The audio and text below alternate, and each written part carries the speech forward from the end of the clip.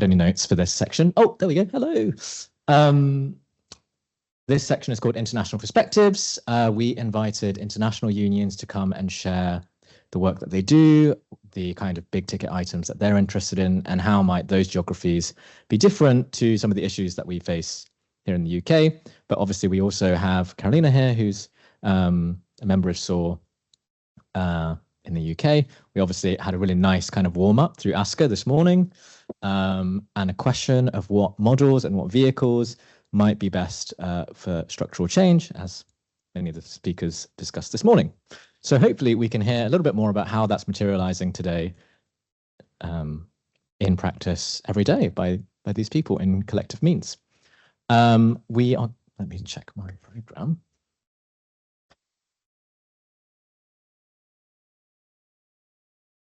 So we're going to start with Jens Andersson at Architekt Sweden, or Sveriges. Oh God, I'm butchering pronunciations today. I'm sorry. Sveriges Arkitekter. Yes, what Carolina said. And then we're going to have Andrew Daley from the Architectural Workers Union in the USA after that. Then we're going to have Fiona Wagner and Péter Máthé in Architekt innengewerkschaft, based in Germany. And then Carolina will finish and we'll have some Q&A. So with that, I'm hoping, Jens, you have your slides ready and we can crack on. Yes, do you hear me? Yes. Thank you. I'll just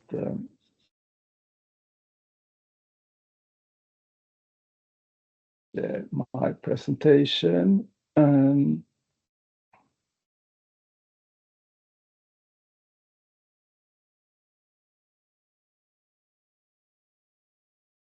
So you see my front page, right?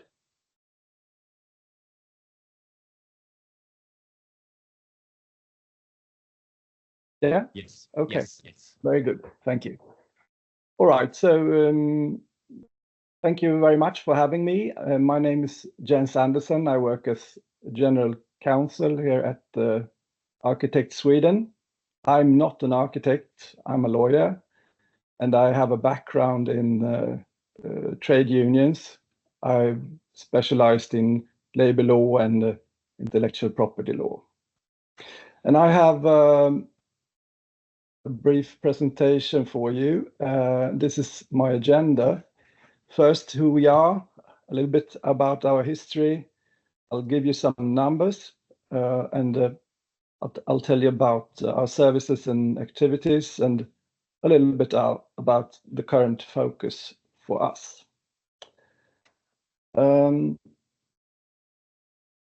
Architekt Sweden is the trade union and professional organization for all architects in Sweden.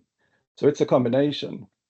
Our mission is to develop the architectural practice for our 14,000 members through trade union work, as well as to promote professional and architectural issues through better policy making. We organize approximately 90% of all architects in Sweden.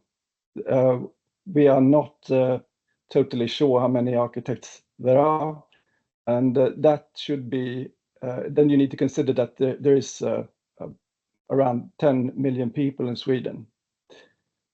We organize architects from the first year of architecture school through professional life and even into retirement. The youngest members are 19. They just started their education, and the oldest member is 102 years old. We welcome students, lecturers, employees, managers, freelancers, and all other architects as long as they study or have completed a relevant education.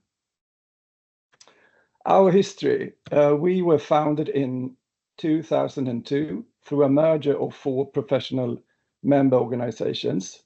SAR, which was the Building Architects Association, founded in 1936, together with the SIR for Interior Architects, LAR for Landscape Architects, and FPR for Planning Architects.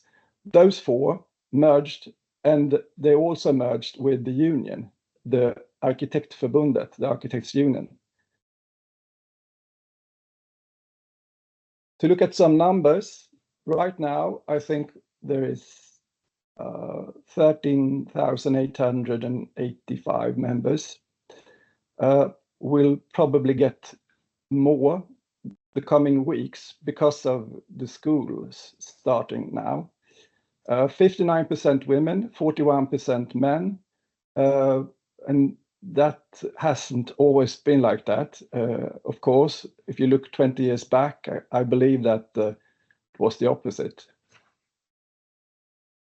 Most of our members work in the private sector, almost 8,000, but some of them work at local governments or central government and universities, etc.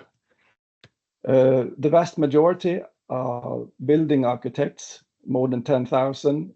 We also have landscape architects, 2,000, and interior architects and planning architects.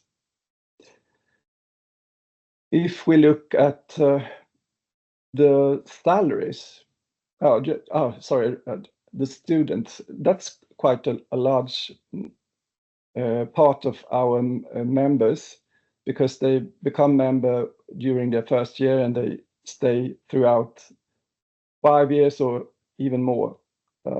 And sometimes they stay as student members if they can't find work after graduation. The average salary in 2003 was 46,000 Swedish crowns, which is approximately 3,370 pounds. The membership fee is approximately 29 British pounds per month. We don't have any regulated minimum salary, but the recommended starting salary from us is 34,400 per month. If we look at our services and activities, and we start on the professional side, we handle accreditation of professional titles.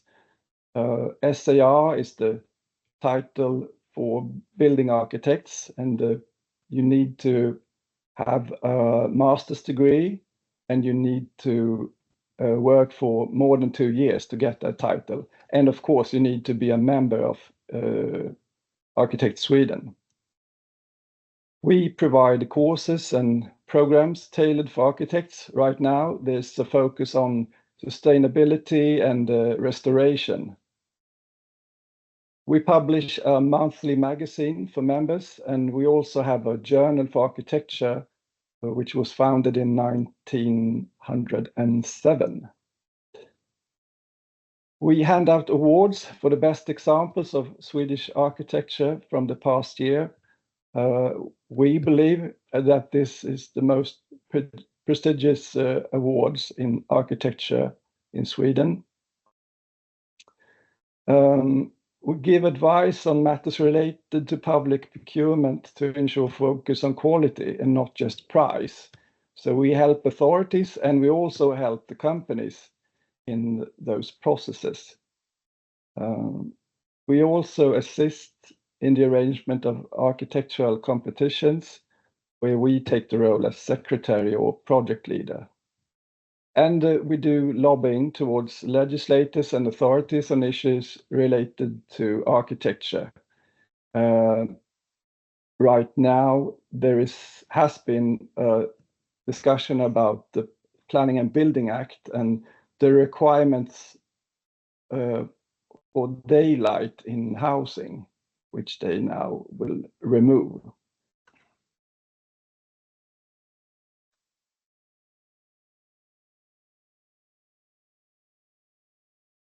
If we look at the union side, we negotiate collective agreements every other or every third year. And in those agreements, you find overtime compensation, extra compensation for sick and parental leave, occupational pension, etc. We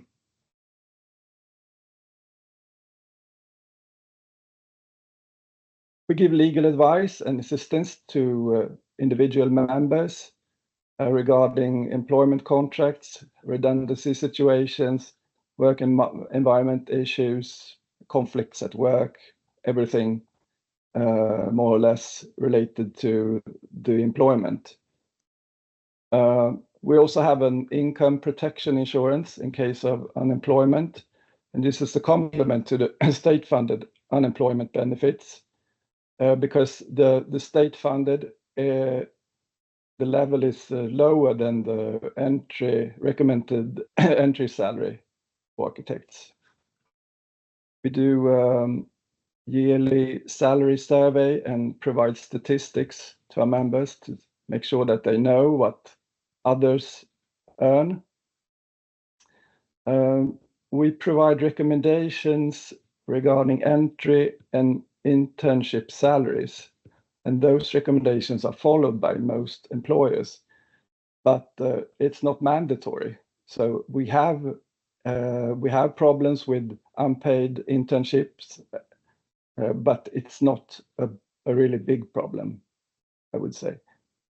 We also support local union representatives. There's around 400 of them, which is architects, members who voluntarily represent their colleagues in the workplaces.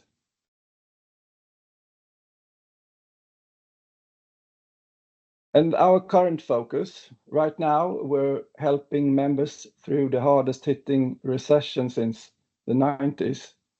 The official unemployment rate is right now 9%, which should be compared to 2017, which was below 1%. And we think that the real figure is higher because those 9% does not include graduated students that hasn't found a job. We do political lobbying right now for climate-friendly regulations regarding architecture and building, and we want to see stricter limits on emissions from the construction sector and make it harder to demolish fully functional buildings. And we have an upcoming general meeting in November where we're laying the course for the coming 2 years.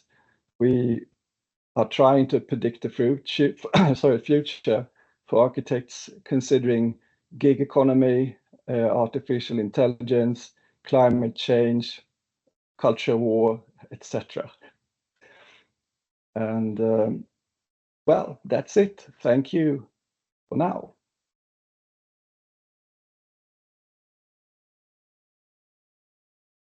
Thanks so much, Jens. That was, I don't know if you heard the round of applause there. No. It was made. Thank you. Andrew, if you're ready to go, please take the helm. For sure. Just 1 second.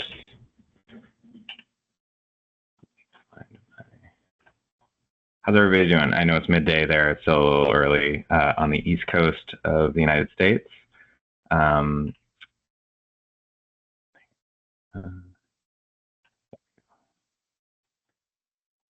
Of course, I shared at the beginning of this. Let me. Oh, my own technical difficulties. Sorry, everybody.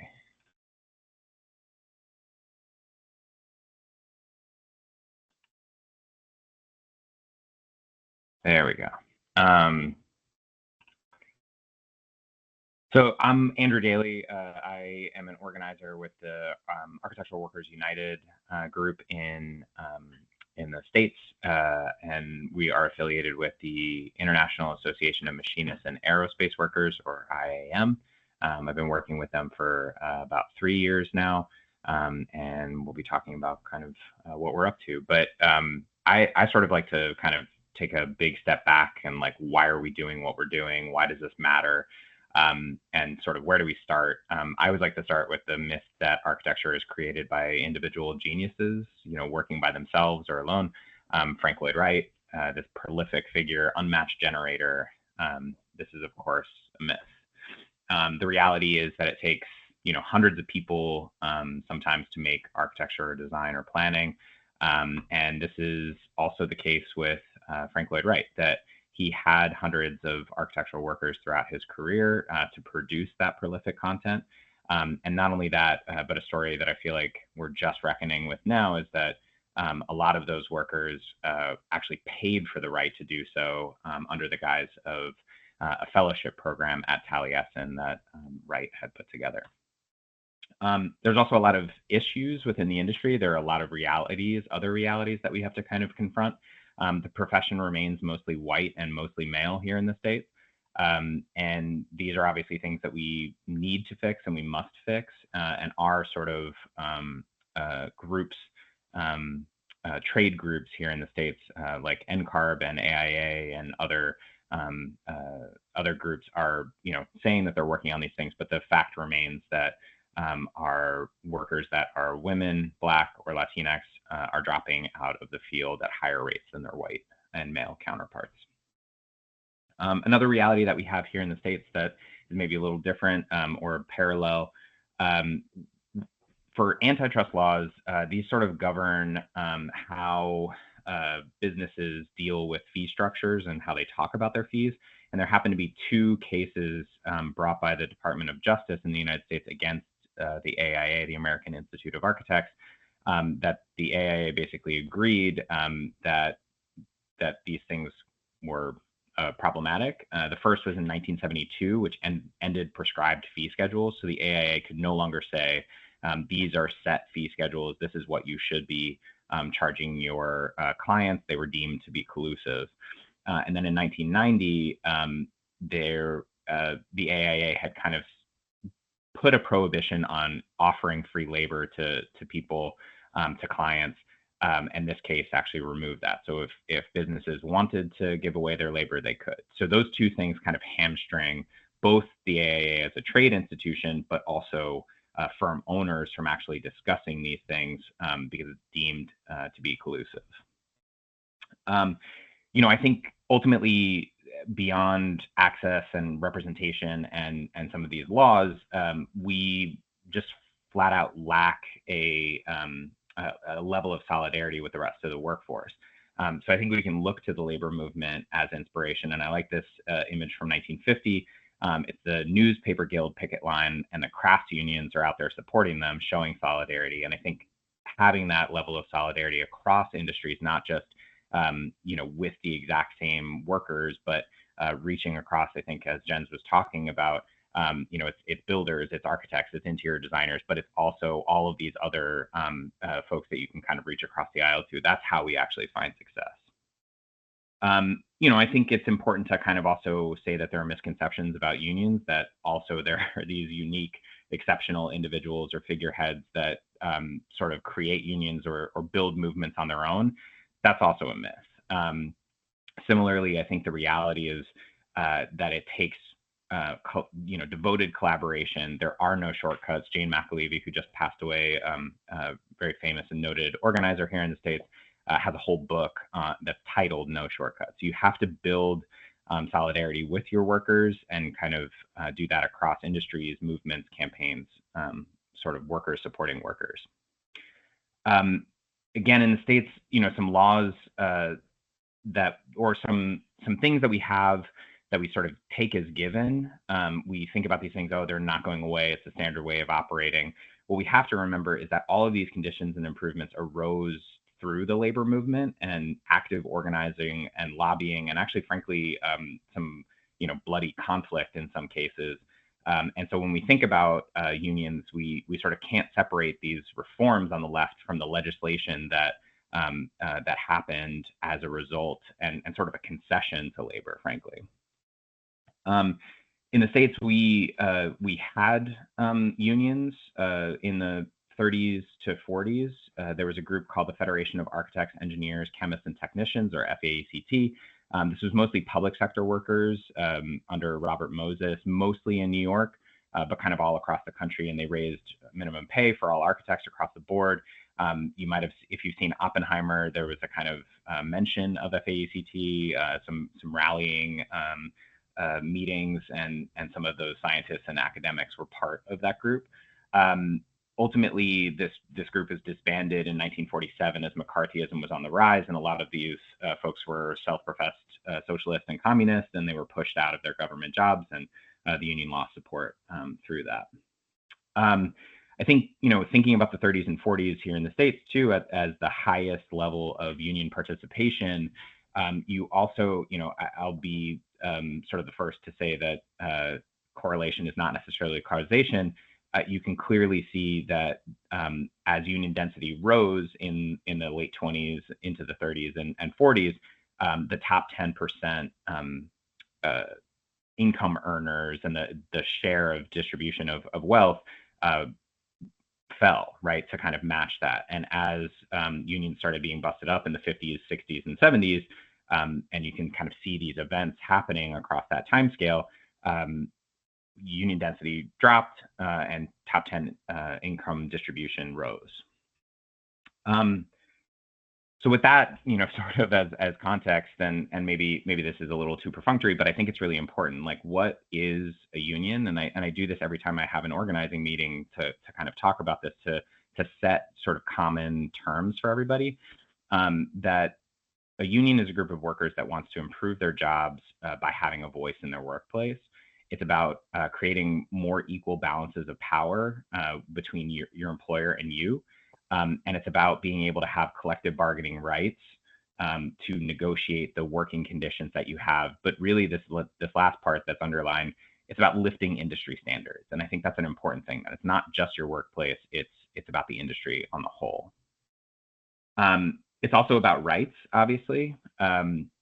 So, non-unionized workers really don't have a lot of rights in the United States anyway. And workers are at will, so they can be fired at any time for any reason, or frankly for no reason at all. And really just everything is in the employer's hands. The rights that you gain when you unionize are the right to information, the right to collectively bargain, and you also have this fundamental change in your workplace, that your employer no longer has unilateral decision-making power, which is obviously huge. Once you form a union, what can you actually bargain for? There's actually a lot of things. The National Labor Relations Act from 1935 in this country, in the United States, talks about wages, hours, and working conditions that you can bargain for. So wages, obviously, that's pretty clear, how much you're paid for the work that you do. Hours, how much you're actually working. But we also kind of put this slide out there to think about, working conditions is a little elusive. So what are some other possibilities? And I think two that are really important are just cause provisions, the complete opposite of at will, and layoff guidelines. So we can't prevent layoffs, but how do we structure how they happen? How much notice people get, how much severance they get, how seniority works, recall language. And I won't get into all of those pieces, but the point is that you can negotiate quite a lot. I think we'll probably talk about this a lot, but like, unions actually give workers leverage that they don't have right now. And so aligning yourself with unions gets you power that just doesn't exist. We talked about internal leverage, or the right to collectively bargain with a contract in your workplace. Industry-wide, I think Jen's kind of talked about this quite a bit, the idea of union density. Having a certain percentage of workers actually organized gives you more power within your industry. And that takes some time if you're building it from scratch, like we are, zero union density right now, or very slightly above zero. So taking legislative action or political action and working with unions to lobby politicians to change rules and things like that is really critical. But so all of those things kind of together are important. How do you actually form a union? I won't kind of belabor this too much because these rules may not apply as well in Europe. But it's the first and most important thing, no matter where you are, is finding common interests with your coworkers, right? Like, what do you all care about? what is important, what are things that you think might just be you, but actually everyone is feeling, but also importantly, what are things that you don't think about that are important to other workers, and how it affects their personal lives and their lives at home that make their lives difficult. You want to build majority support. You want to map out how, who would be eligible, how you would go about doing it, connect with an organizer, map a strategy, right? And then once you actually win your union, then you can actually bargain for your contract. And the contract is really the goal. That's where everything gets solidified. All those rights no longer can be taken away, and you have to negotiate on. And I guess this slide's a little old, but I think mapping for us our own sort of timeline with some major elements in the United States in terms of news and culture, but the rest of the labor movement was really important to us to see, things at Starbucks and at Apple and at REI. In these big, massive companies, but also understanding how sort of grassroots things can move is really important for how to think about organizing and how to think about pushing forward. And so, again, we're a little further along, but I think an interesting kind of trajectory and how it relates to, the pandemic and everyone being reimagining what work really means to them, because they were, in a lot of cases, especially for younger workers, their desk was, 2 feet away from their bed, and that separation didn't exist anymore. And it led to a lot of, serious problems in terms of mental health, in terms of the ability to say no, and things like that. In terms of the actual organizing, for us, consensus building is really important, and sort of value mapping is really important. And so we did the exercises early, and we do them with other groups to kind of figure out what's working, what's not, and not just to complain about it, but to see what themes kind of emerge, right? What things are important to you, so that you can then think about how you are making decisions, right?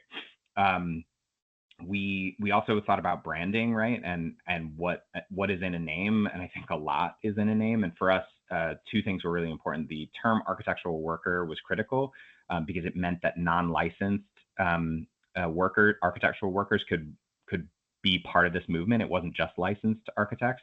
And also, I think it was really important for us to kind of say that 3D visualization people and fabrication people and admin and people at the front desk and people in marketing were also part of this movement. So architectural worker rather than just architect was really, really important. I don't have to say this to everybody here, but obviously very important to us was our social media campaign, and our Instagram has been critical to getting messages out about various different things, but also connecting with workers and allowing them to have a community to kind of talk about things, but also learn things and be able to message us with questions and concerns. And then many of these have turned into active campaigns as well. And I think, importantly, seeing faces, right, and seeing names, or maybe not always names, but faces is really important to kind of humanize what you're actually doing, so that it's not just this faceless, nameless union, but it's actual people, right, that care about things and have, human concerns. And I think really importantly, and sorry, that slide was a little off, but we now have 2 firms in the United States, one that's about 15 people, one that's about 10 people, or in the bargaining unit anyway, they're a little bigger than that with owners and stuff, are both unionized. And as of today, I can actually say that we have the first private sector contract for an architecture firm in history at Bernheimer Architecture, and the other firm, Sage & Coombe, is actively organizing. So I'll leave you with maybe a little hokey, cheesy thing, but where we go, it's from here is kind of up to us. Thank you.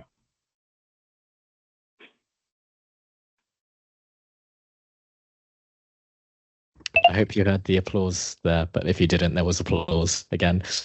Thanks so much, Andrew. That was, appreciate it. Yeah, thank you. Next, I think we have Architekt innengewerkschaft. So Fiona and Péter, I don't know how you want to structure how you're going to talk, but I presume you just kind of will. Yes, I mean, now we can be heard. It works. Okay, yeah. Okay, perfect. Péter is going to share the slides, I think.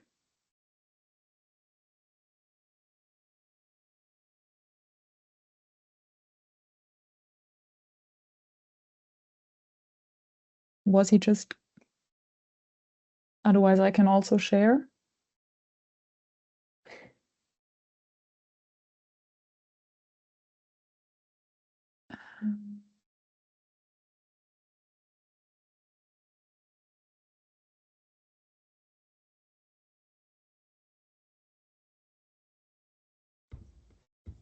Ah, no, okay.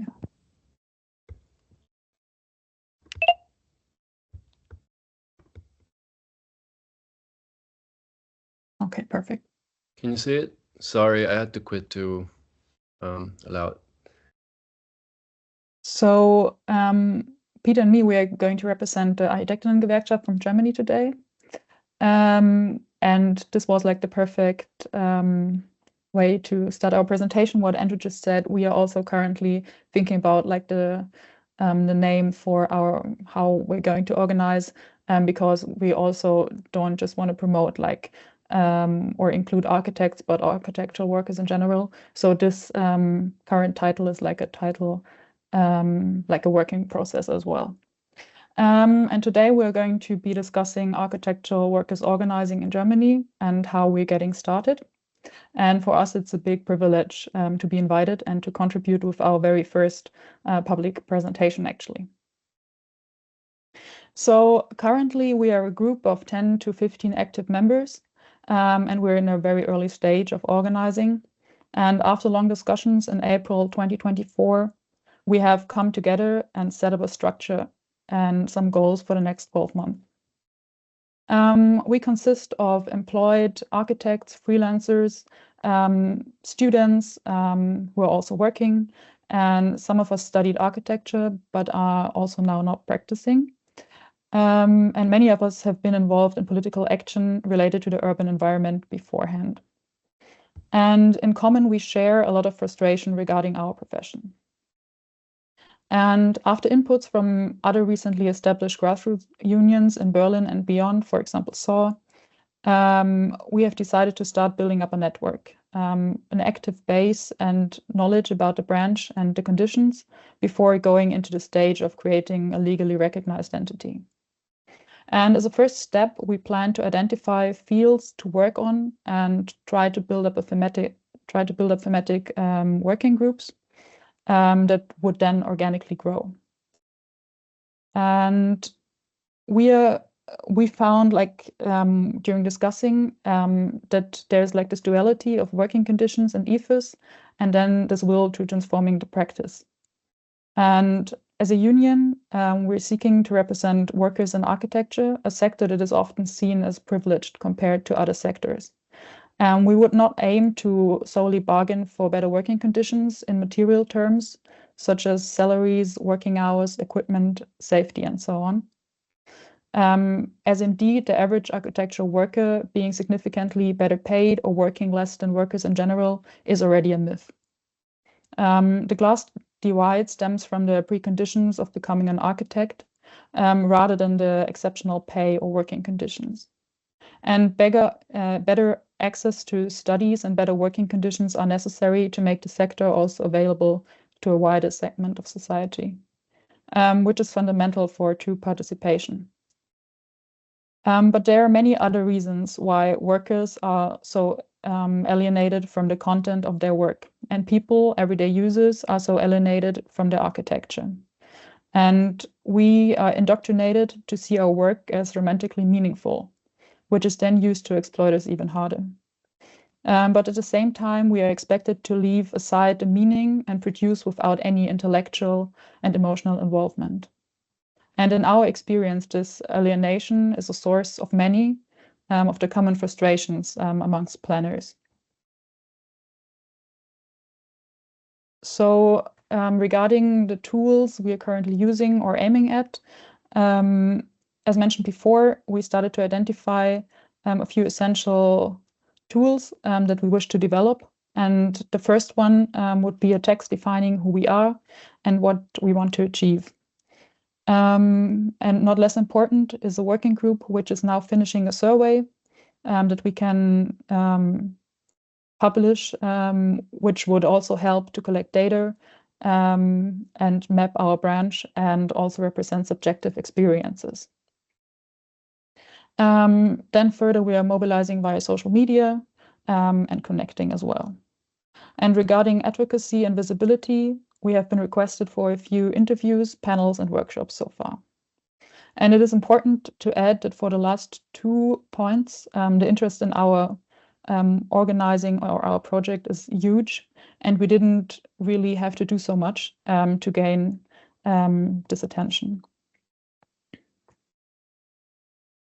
Then moving on to the working conditions in architecture in the German context regarding architectural employment. Actually, Germany has an over EU average number of architects per capita, with 1.4 compared to 1 per 1,000, which is 2 times more than in Sweden or the UK, amounting to 142,000 practitioners, where 60% of them are employed. But one has to say these numbers are provided by the Federal Chamber of Architects, and they are misleading since only like architects are defined as members or can become part of the Federal Chamber. Architectural workers can't, and also you have to fulfill requirements to become part of the chamber. So regarding the Chamber of Architects in Germany and its role and responsibilities, within the Federal Chamber, office owners are currently far better represented than employees. The requirement to join the chamber includes at least 2 years of professional experience, which excludes young practitioners just entering the profession. And this creates also a prioritization of established architects, leaving younger professionals in a more exposed and underrepresented position. And further, the chamber also primarily focuses on architects involved in construction, with those working in other areas, which leads to those working in other areas being less represented as well. And like the professional landscape in general, one of the most significant features of the profession in Germany is like that small offices build up the absolute majority. Practices over 5 employees only constitute 5% of the total, which becomes especially relevant regarding unionization.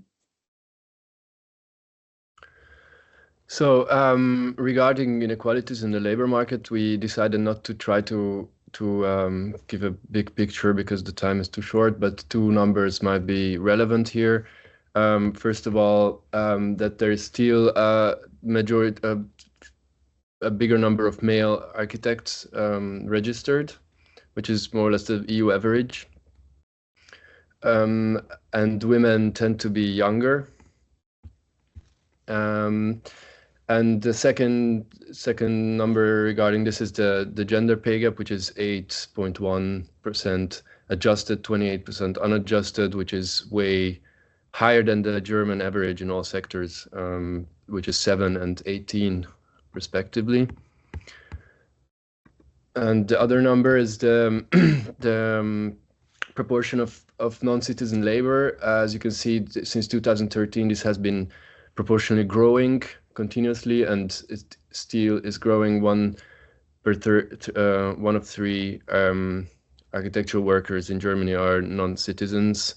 Not only in the big cities, this is national statistics. We didn't find further statistical data on this, but yeah, it is a big issue. Obviously, people probably will familiar with people who are depending on their contracts in order to get their working visa length and so on and so forth. So we are trying to understand also the workers' organizing context in Germany, and to show our research so far, it's in the past 20 years, union membership has been dropping from 12 to 6 million, more or less, in Germany.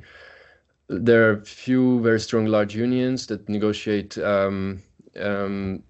general labor agreements, and they offer legal support for individual workers, but they mostly work in bigger campaigns, tend not to organize in smaller workplaces.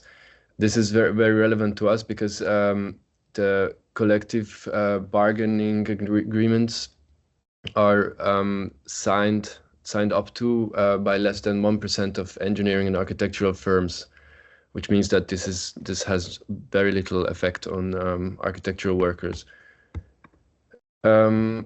Another level is the FAU, the Free Workers Union, which is an anarcho-syndicalist union with around 1,600 members in Germany.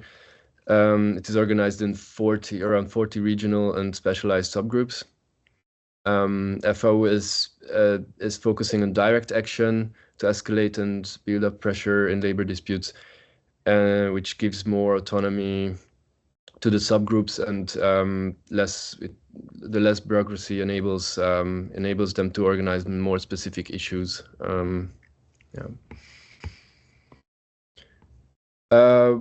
So far, our conclusion is that forming a union would mean a way too big burden for us. It's a substantial legal, structural, and organizational. It needs a lot of requirements, and we do not have the capacities to even try that for now. So there are various strategies that we can try to follow. As it is in Western Europe, probably you're familiar with a lot of things that's happening in the UK. There has also been in Germany a new wave of different unions and groups organizing on the labor or the housing level. As three examples, we wanted to show you the Lieferando Workers Collective, which is like an informal collective in Berlin. The Berlin Tenants Union, which is now an association building up the capacities to actually form a union, and the Liver Union, the union of messengers in Berlin, which is basically a subgroup of the FAU. All these three forms would give us some benefits. Informal collective is of course very easy to coordinate and to organize direct action, but it doesn't really give any bargaining and legal position. To create an association is a possible way for us because it allows us to even advocate for our members' interest and to start growing, getting more members and building up the capacities for a potential establishment of a legally recognized union. And the third way is to become part of the FAU, which would give us immediately a lot of know-how and resources.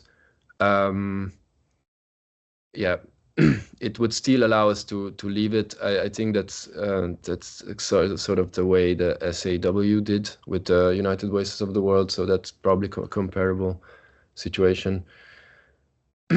So to summarize, we think that in our context, establishing the union has the following challenges. First of all, this dominance of small offices, because the Works Council, the Betriebsrat, so to organize workers in the workplace, needs 5 employees, and we actually have a big majority of workers working below or smaller offices.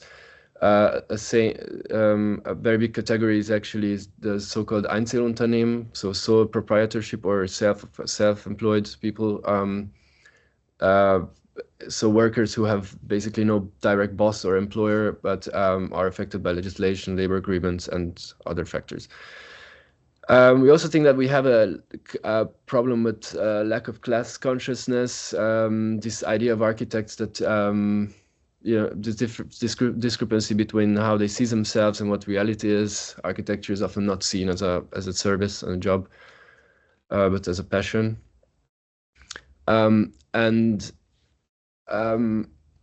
Another issue we do have a bit is that in Germany, in the big cities, we have a big alternative ethical scene of architects, which kind of offers this political content for many young architects, but then they end up in environments in which the bosses are also exploiting themselves for the supposedly good cause. And yeah, this actually soaks a lot of politically conscious colleagues of ours, and we have many discussions of how to deal with. Obviously, these practices are not our enemy, but it is somehow an obstacle in organizing. Obviously, intense workloads, in the general stigmatization of unions and general individualism in the industry is also an issue. So maybe to give an overview where we are currently standing. At the moment, we continue to build our mentioned set of tools and our knowledge base.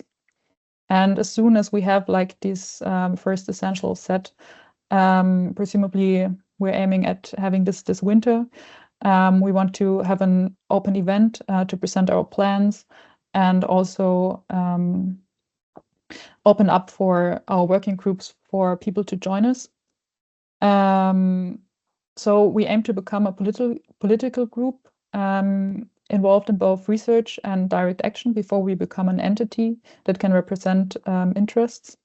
And what we do have is a fairly big network, especially in Berlin. Many of us have been involved or are still involved in political groups around housing, urban development, anti-fascist action, and other topics. So it is crucial that through our work together with other groups and unions, we bring these issues in a different proximity to our colleagues. So far we have received like really great feedback, and therefore it seems to be necessary to start organizing throughout our branch. Yeah, where we are going now is there's still many questions with that we are constantly discussing, but the idea that we all agree on is that we want to link this form of organizing to our vision of how we want to build and inhabit in the futures. We of course want to create a structure that is able to improve working conditions, but also we want to reinvest all this political energy and the solidarity that we can gain through this. Yeah, so we envision a praxis that allows us everybody to participate in building the environment, but also the right for everybody to deny participation once they disagree. And we see that the next few years we see as a growth together with all these other grassroots unions and groups. And yeah, thank you very much. We hope that the idea came through.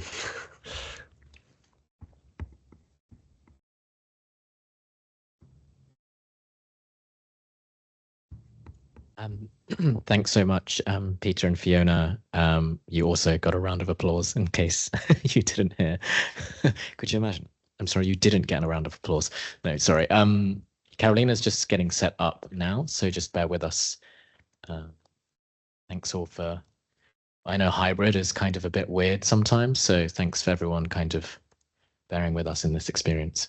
Or alternatively, if you'd like to fund us to fly our speakers to London, that would be amazing.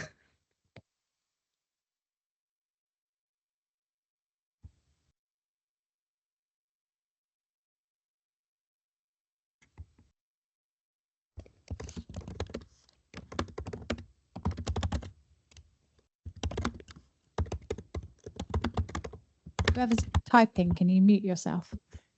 Thanks.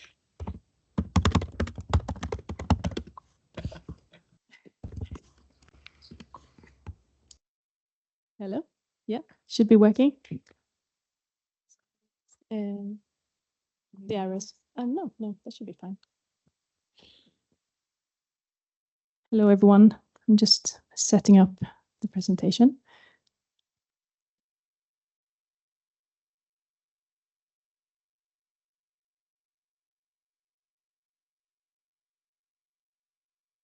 I hope. Gosh, something happened. Oh.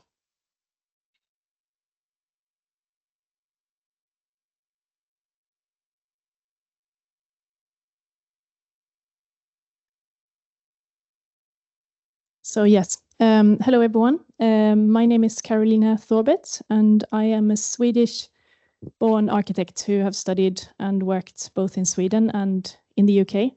I've been in the UK for 20 years, but have, like I said, I studied in Sweden as well as here in London. I'm an architect, and I have been previously involved more intensively with SAW, but I'm now sort of a member, and we have hopefully quite a few members here, so they will be able to be a bit more specific than what I can, perhaps. Oops, sorry. Yeah. So I was naming this talk "What's a Worker?" Because I think it sort of comes back to the fact that I'm talking as an individual worker, as a member, and but also presenting SAW. So I was just thinking that obviously in the time when AI is getting increasingly important in our workplaces, it's you can wonder if a worker still even have to be human. We talk about what is an architectural worker, and there's a few kind of definitions. It's for someone who works for money for someone else, and there's also an employee. You can be an employee or an architectural worker, and obviously being an employee, you got more rights than as a worker, but it's essentially the same kind of conditions. You have not very much influence on your work, and you sort of, yeah, you have to do the work that you're being given, basically. Okay, it's getting a bit confusing here.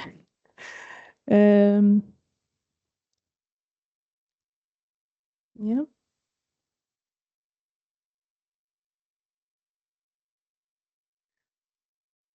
Okay, so an architectural worker is everyone who's either involved in architectural spatial design or maintains the architecture profession. The architectural assistants, BIM, CAD technicians, admin workers, interior designers, model makers, landscape architects, architectural technicians, urban designers, planners, visualizers, graphic designers, students, educators, cleaners, researchers, artists, studio support staff, and architects. They're not bosses, the architectural establishment, or those with the power to fire and hire. And as we have heard previously, there's this myth that architecture, that the practice of architectural work is a calling, and that it gives cover for the hypnotic exhaustion that architectural education and the exploitation of architectural practice by supporting the idea that architects are creative geniuses rather than, for the most part, workers carrying out mundane tasks. During my time in practice as an employed architect in both large and small practices, I've seen the need for employees to organize, to have their voices heard and perspective represented. Not only for the spiraling overwork and underpay that we have experienced, but also for the sense of powerlessness and lack of influence over one's own work situation. And yes, as being a sort of someone with a Swedish background where unionization is very common for professions, I was quite baffled with the fact that there was no union for architects, so specific for architectural workers that sort of represented architectural workers. So I joined SAW and in 2020, and sort of was happy to finally find people who wanted to change the architectural profession. And SAW was then organized under UVW, United Voices of the World, which is a grassroots organization, which sort of organized previously unorganizable workers, such as cleaners and sex workers, and significant victories were won by them. And SAW is a trade union for architectural workers in the UK, which includes anyone working in the field of architecture. Our membership includes people who work in HR admin, to BIM managers, assistants, architects, or tutors. And the members of SAW support and upskill each other to make the architectural sector fair for workers, students, communities, and the environment. Moving on. In September 2019, following the workers' inquiry that was set up by a group of people who came together to start a union, we joined UVW. And yeah. Let's see, next slide is to do with the workers' inquiry, where the members were doing lots of research into previous attempts to organize in the history in the UK, and also what sort of what issues people were experiencing in the workplaces. Open meetings were held, surveys and interviews conducted, archival research of past efforts to unionize was made, and the architectural sector was collectively surveyed from below. Whoops, sorry, something happened.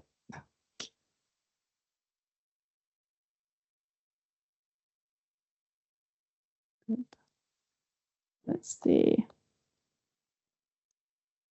Nope. That one? Yeah. Cool.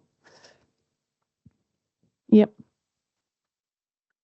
And so, for example, we had the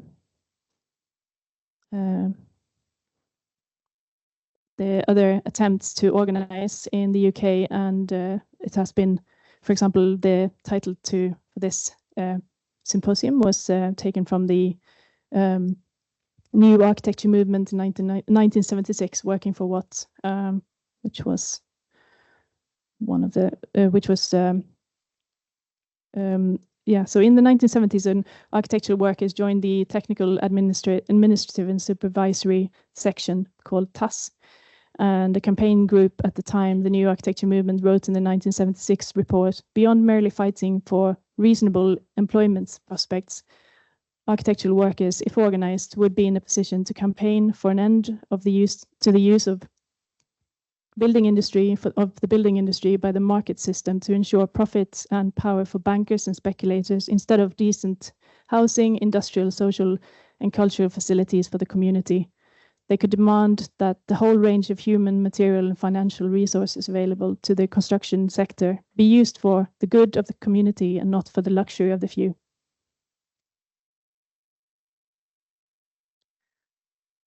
And the professional myth perpetuated by the RBA and the School of Architecture, with help from the media, would have us believe that the profession is still, if ever was, a community of equals or near equals, with a partnership that eventually overcome of the typical architectural career. And the salary architect will eventually become a partner and not only sees their security in a partnership rather than the solidarity of trade union action, but already shares the employer's mentality. So this was a starting point. And the workers' inquiry, the analysis that was made came up with 5 main issues that people were collectively unhappy with in the workplaces. And one is overwork. And it's been a common complaint. Direct and indirect pressure is applied to employees to work through lunch breaks, after office hours, over weekends, or a regular basis, so as a deadline approaches. This pressure is magnified for people with less secure contracts, during probation periods, or those who are sponsored for their visa. Following COVID and in the current economic climate, we've seen a spike in overwork. Some offices reduced the number of employees through either furlough or redundancies, meaning that the rest of the team are expected to pick up the slack. One basic element of a new employment contract may include opting out working time directive protections, a government protection offered to workers in the UK. And that's very common for architects to ask, for companies to ask architects to sign out, opt out from on the contract.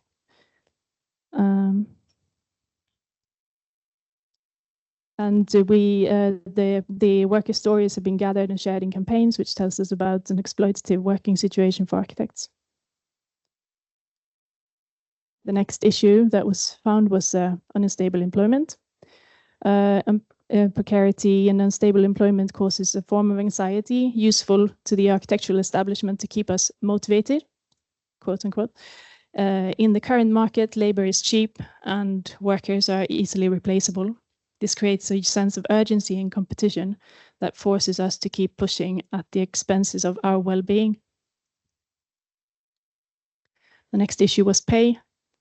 As well as increasing individual worker productivity through longer working hours, practices can increase their efficiency and profits by keeping your wages low.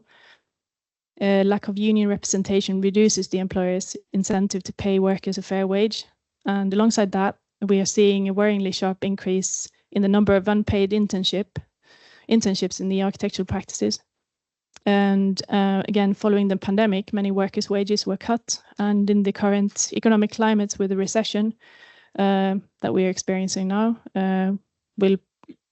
has been continuing. And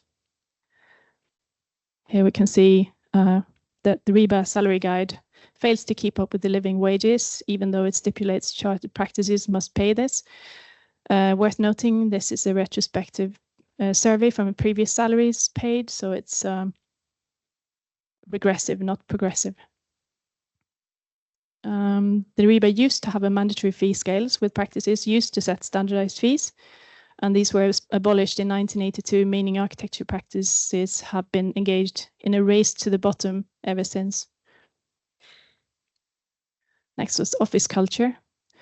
And office and university culture promotes and thrives on a pressurized competitive environment. Competition, one-upmanship, and office banter create a hostile environment for workers in a collective organizing. These behaviors place barriers to working class, LGBTQIA+, Black and brown architectural workers have a harder time entering the profession and rising within it. And next we have ethics.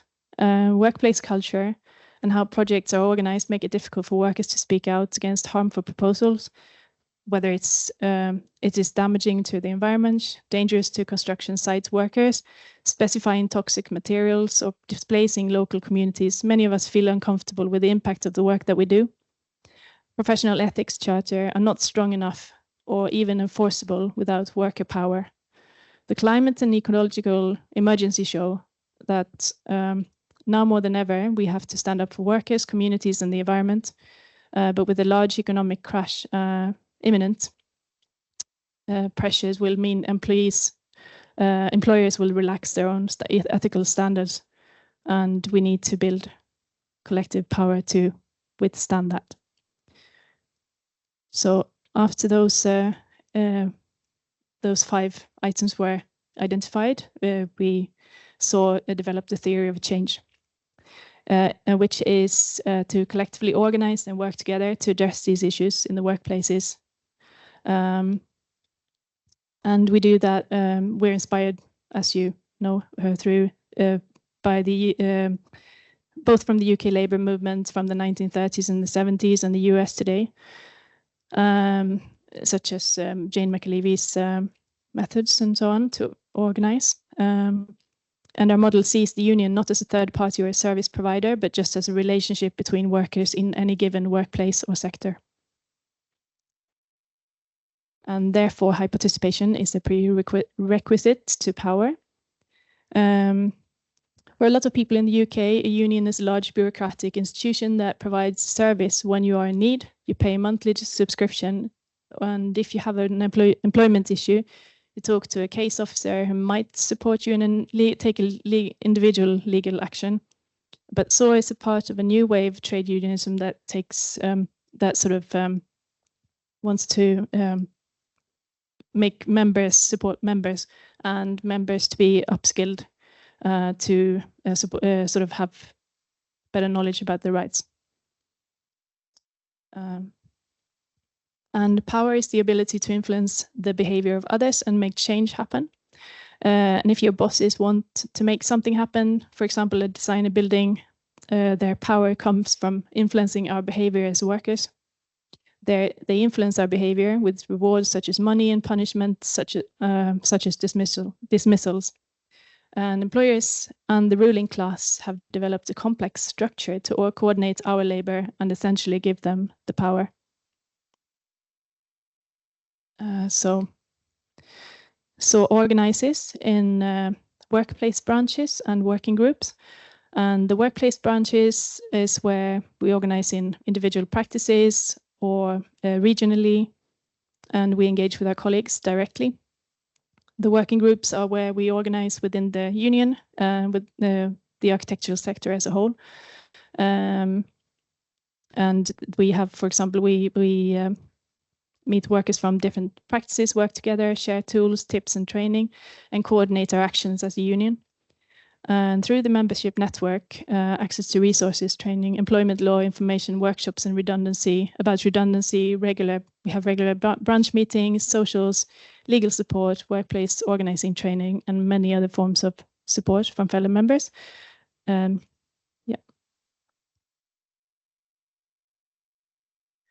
So here's a bit of a timeline. In 2019, we were having a lot of initial sort of training and talks and organizing, built the structure of the union as such.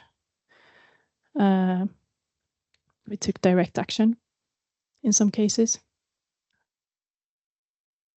And we develop social solidarity processes and tools.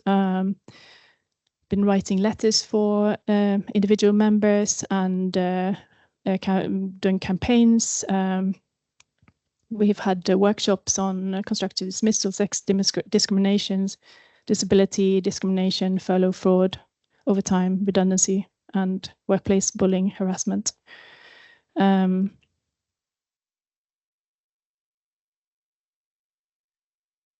And during the pandemic, we had heightened existing structural problems. Basically, the problems that were sort of already there were sort of exacerbated within the COVID-19 pandemic.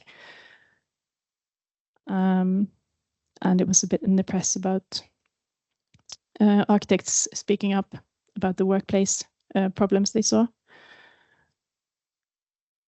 And so during the pandemic, we organized in workplaces more, members organized sometimes sort of by their own kind of initiative, and when there was a real sense of danger in the workplaces. And some workers were expected to travel to the office despite government instructions to work from home.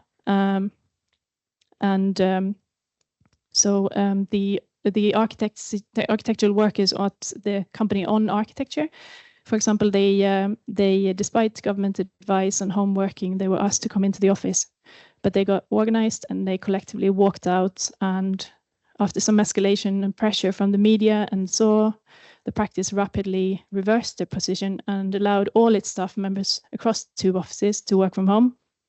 And workers went from feeling completely powerless in changing the circumstances individually to taking the power back through working collectively.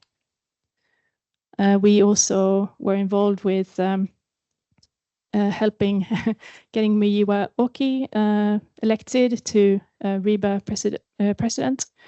And supported by UVW SAW, as we were called then, FAF and others. Miwa Oki won the race to become the next RIBA president, and he broke the usual mold by standing as an architectural worker candidate for a post traditionally held by practice bosses, winning with a clear mandate to ban unpaid overtime. The RIBA Council must act now and introduce a new code of practice that requires RIBA chartered practices to pay or otherwise remunerate for every hour of overtime worked. And this was what his pledge was. We also have had some other wins, historic moments for the UK workers, who also saw members notified their employer Atomic Architecture of their intention to ballot for strike action following months of dialogue with management. And this is the first recorded official strike action at the UK architects practice. And their demands were a pay increase of 10% at the time in line with inflation, or to receive a 7% increase with a model of profit sharing to be negotiated.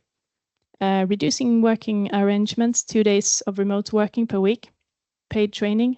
CPDs were required to be taken during unpaid lunch breaks, which is a very common practice.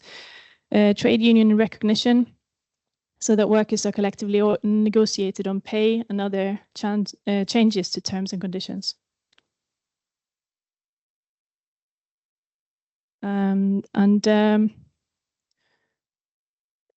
We have also supported members in individual employment grievances, and we have won out-of-court settlements totaling over £200,000 in 2023.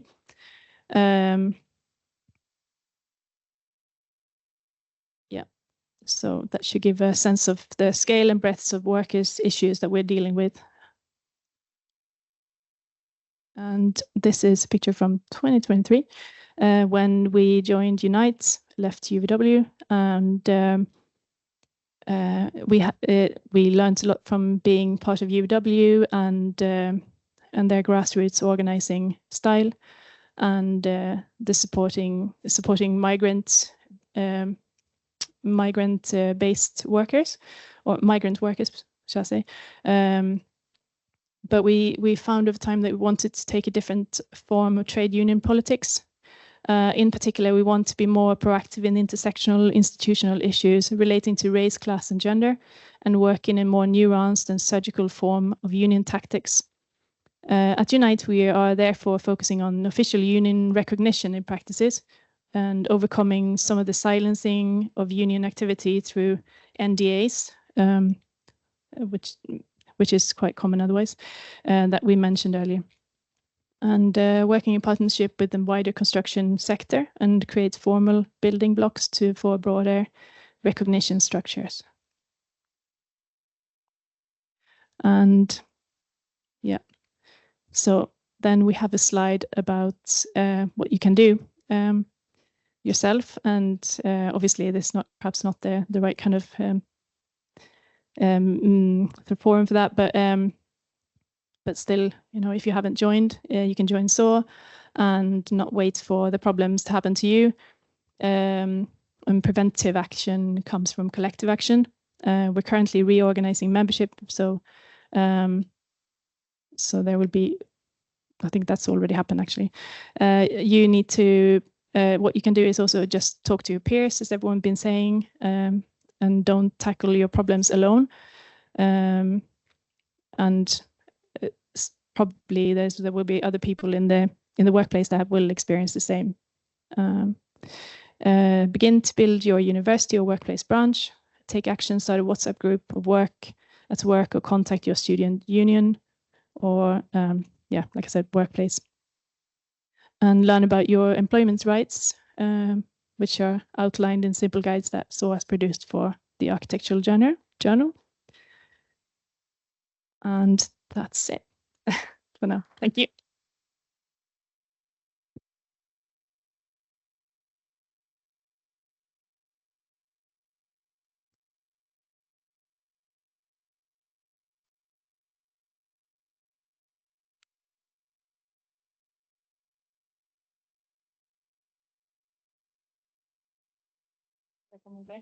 Yeah.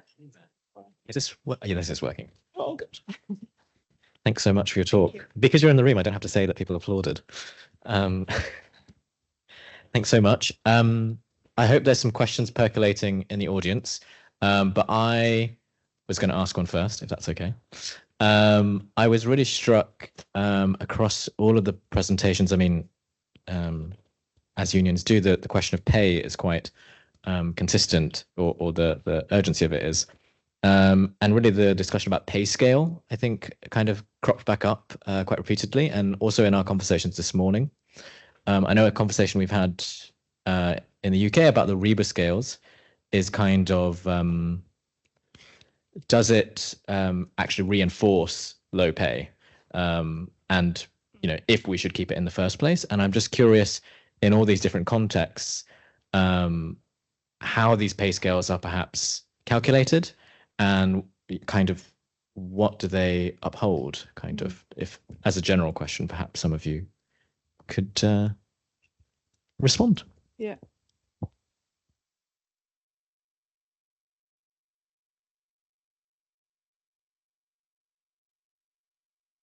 Anybody on the call want to?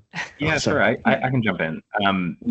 So we sort of don't have pay scales in the States, but what we do have that a lot of people refer to is the AIA salary calculator. And I am, you know, and I've said this in a lot of different contexts, but I think that absolutely suppresses wages because of how they choose to go about collecting that data. They ask firms to give that information, and it's issued back out anonymously, and there's no sort of verification of that at all. So firms can frankly put whatever numbers they want to, whether that's the salary that they give or not, or that's their like ideal salary that could be lower than it actually is even. And there's no sort of like ground up workers saying this is what we get for this title, which I think would be much more valid and sort of productive information to have. You know, obviously that happens at online companies like Glassdoor and sort of other things, but I think there's a real opportunity for RIBA and AIA and other trade organizations to actually be progressive in this standpoint. But you know, I think, and I think UVW would agree with me on this, but this goes to the question of like, who do those trade organizations actually represent, right? Do they represent workers and everyone that is working on the in the industry, or do they represent owners that are sort of paying membership fees for everyone? And I think it's pretty clear which direction they're going.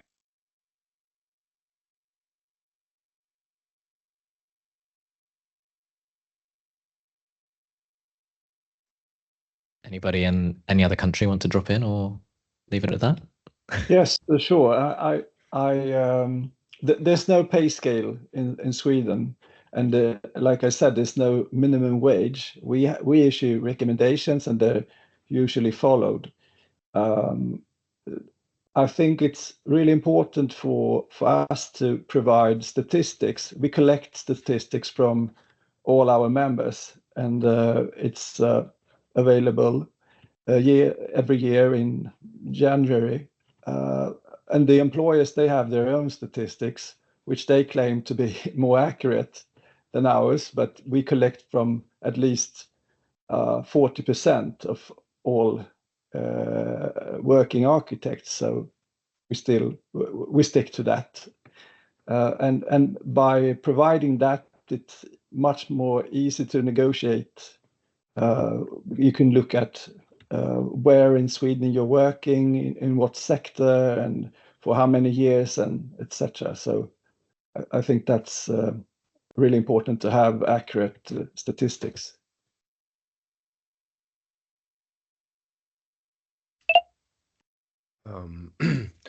Yes, in Germany we do have something like that, but as we said before, it's not really working because there's a labor agreement, but most of the firms are not don't.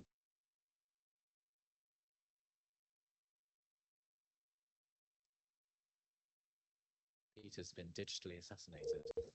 I'm back. Yes. Yeah, so you can, there's a calculator, you can use it when you individually bargain for your wage, but it's not binding. And that's also a difficulty for us, because that's probably something that we in the future would have to put pressure on the Chamber of Architects. Yeah, but at the moment it's not really a working pay scale. Did you hear me, or is it? I think it worked. No, we heard you. I mean, because we had this pay scale until 2021, but since then it's not binding anymore. Yeah, so this makes it more difficult to negotiate.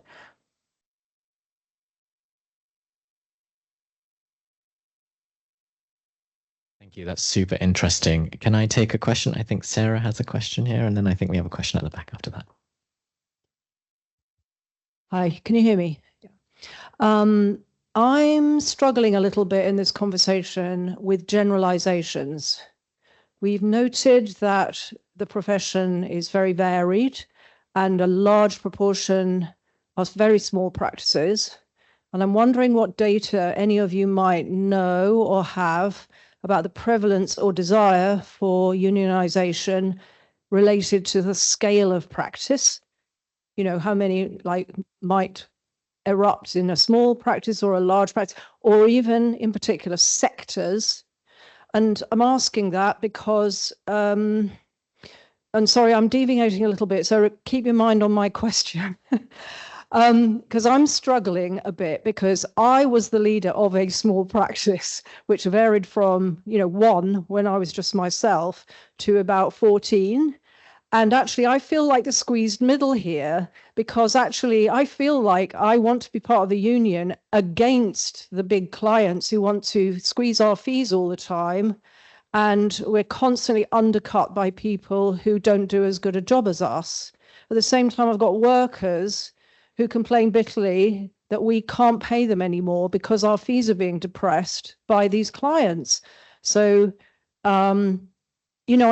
and that's partly because we worked almost exclusively in the public sector, where the expectation is that you work massively hard for a very, very lean fee.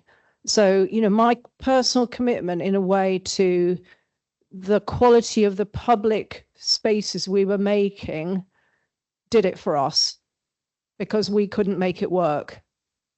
Between the staff on one hand and the clients on the other, we just couldn't square the circle. So I'm really interested in the sort of nuance behind where the problems might lie at what scale of practice. Does that make sense? Yeah, good. Yeah, and not to not answer your actual question, but I think the short answer to it is it doesn't matter what the work that you're doing is, what the scale of the practice is, and we're actually seeing that with the groups that come to us. That we have big groups, we have small groups, we have interior designers, we have landscape architects, we have people working internationally, we have people working very locally, and at a clear variety of scales. So I don't actually think that matters. What I would come back to is the discussion about leverage that I was talking about. We fully understand that we talk about this, that it's not, most bosses are not bad, right? They're not evil people. They are also humans that are trying to do the best that they possibly can. They are screwed by a much larger system than them, as you really clearly articulated. What we're trying to do in a lot of ways is actually set the standard for what labor costs across the entire industry, right? And if that's the case, it doesn't matter, who's doing what, but that you actually can't undercut each other, that there is a floor. And if that floor continues to be lifted, then clients can't really do anything about it. And I think that's where, again, I don't know other countries as much, but that's where we look to the building industries and the trades here, that, we don't have the same arguments or discussions with contractors about what labor costs, right? Because that's just a given. And we understand that. And a lot of that is because they're so well organized. And they set those standards. And I think that's what we're trying to do for designers as well, because we're sort of left out of that conversation.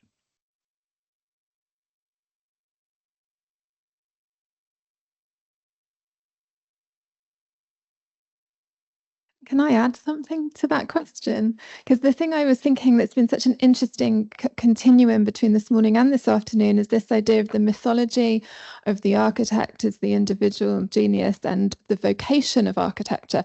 And I'm sorry, I can't remember whose talk it was in, but somebody said the idea that the architect sees the route to security through partnership, through getting promoted to partner rather than through solidarity. And in the UK this year, I think in the first time ever, we've had a professional organisation strike, which is the doctors' strike. And I think it goes some way to expanding Sarah's point about how are you looking also at models of other professions that have this similar issue of like the cultural capital of the vocation and title, and how you square that with the working conditions. And are you thinking about looking at things like the doctors' unions and things like that? Maybe that's a UK specific question, sorry. I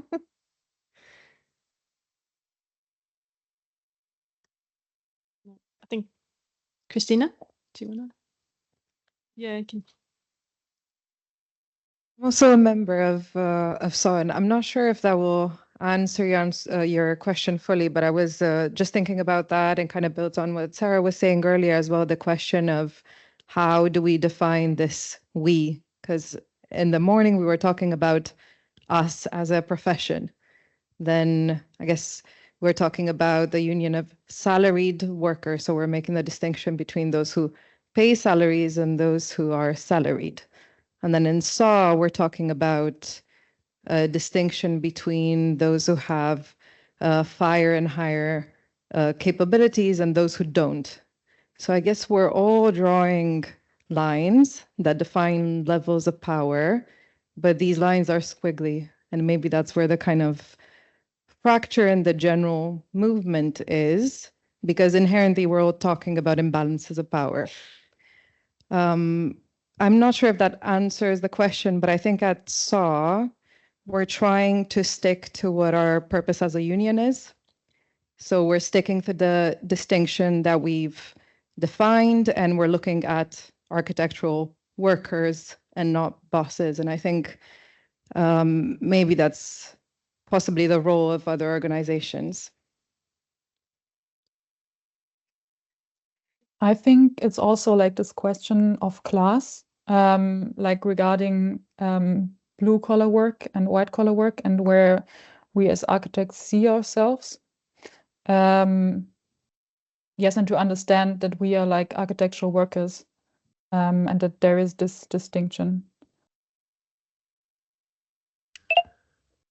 Also, we have been discussing this a lot, and for us, with the context, as we said, that there's this big dominance of small offices here, and it is a massive question because it also defines a bit which strategy we go for. To be honest, we did exclude the possibility of trying to join one of these big trade unions from the beginning, but actually organizing these very, very small offices would somehow also speak for that. So yeah, that's a big dilemma. We also have a lot of so-called collectives here in Berlin, which are supposed to be horizontally organized. Yeah.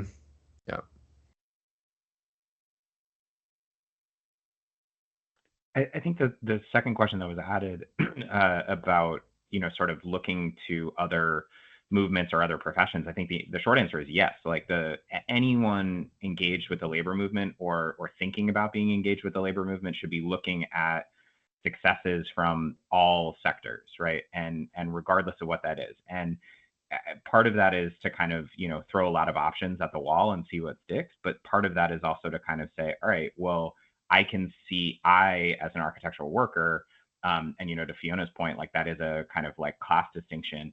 I can see myself in this person's struggle that works at Starbucks, or I can see myself in this person's struggle with the doctors that are striking, right? Like, I think seeing those various different successes, what can be gleaned from each of them, and frankly also failures, right? Like what didn't work about something that seemed ambitious or seemed interesting. I think another one in the States, and it's a little different, obviously, because they've been organized for almost 100 years. But the Screen Actors Guild and the actors, SAG-AFTRA that struck last summer, like looking at those really huge successes, not just in what they won in their contract, but how they built sort of unending solidarity and did it in such a way that was positive, that was collective, that was really strong and active on all their picket lines.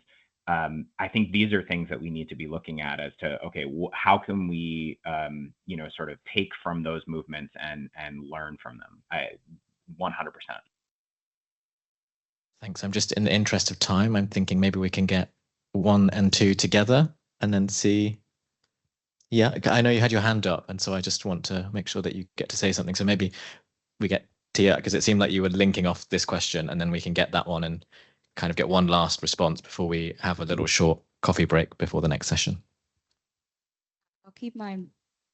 Is this working? I'll keep mine very short. I was just going to mention IWGB, which is Charities Union, and they also organize smaller workplaces. And I think it's to think of workers as, to think of unions as a way of helping workers organize with their bosses, which is to think of voluntary recognition, or recognizing the worker as a bargaining body of themselves to work together to something better, to better the firm together.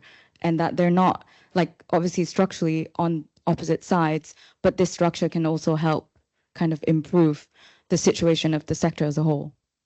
Thank you. Can you hear me? Can you hear me? Oh, there we go. Speak right into it. Okay, thanks. Yeah, it was really interesting to hear from all of your different contexts. I guess I wanted to ask each of you what sort of work you've been doing in terms of international solidarity with Global South countries, obviously given the kind of within the specific context of the UK being a sort of imperialist power, and what our responsibility is there as unions and organisers.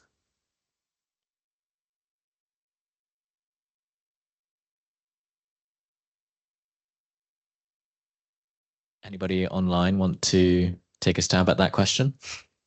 Yeah, sure. I mean, sorry, I feel like I keep jumping in, but happy to answer. I think that they're sort of twofold. I think the first is finding methods of solidarity across, whatever barriers are there is super critical. We, on our Instagram, actually, we get questions all the time from folks in India, in Singapore, in Indonesia, in South America, a number of other countries, and places where unions don't exist or nascently exist. And I think obviously we have to be clear about like what we are capable of doing. And I think all of us would agree that like we have jurisdiction within our given areas. And I think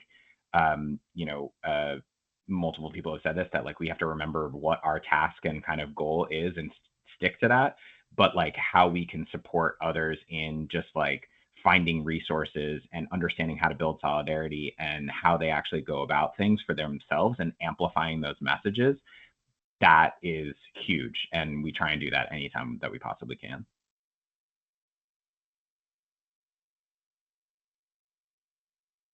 I feel, oh, go ahead.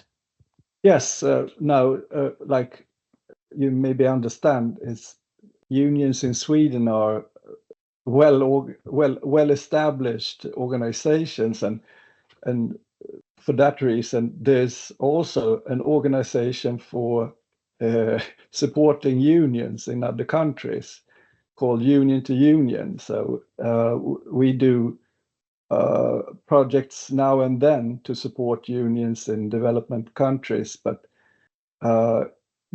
we've sort of handed that to a separate body, to be honest. I think we should start to close this session, but I just want to say a big thank you for our speakers today, and for everyone participating in person. Thank you so much. Hybrid is a bit tricky, but hopefully we've managed to have a really productive conversation. So thank you. Applause now.